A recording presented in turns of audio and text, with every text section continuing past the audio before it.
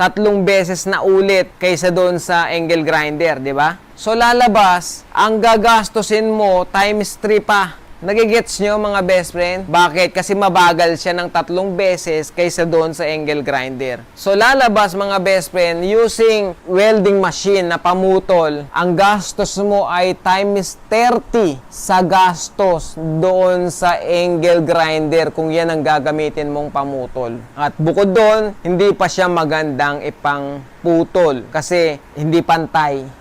Pero sa angle grinder, pantay, di ba? Kung napansin nyo mga best friend, hindi natin ginamit ang aking inverter welding machine. Kasi ang ating mga inverter welding machine, yan po ay electronics. Yan po ay hindi masyadong durable sa mga may init. Kaya kung mapapansin nyo, napakalalaki ng kanyang exhaust fan. Pag yan ginamit mong pamutol niyan, ilang panahon lang, asahan mo na sira na yan. Ngayon, baka sabihin nyo, hindi, ginamit ko naman pamutol eh.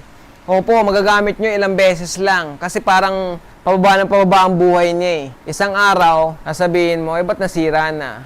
Kaya panoorin nyo po yung ating vlog dyan. Ang title po niyan ay, Bakit Madaling Masira ang Mga Inverter Welding Machine? Panoorin nyo po yan mga best friend. Meron niyang duty cycle na tinatawag. Baka sakali makatulong ako sa inyo. Dahil sa ating channel, everyone can weld.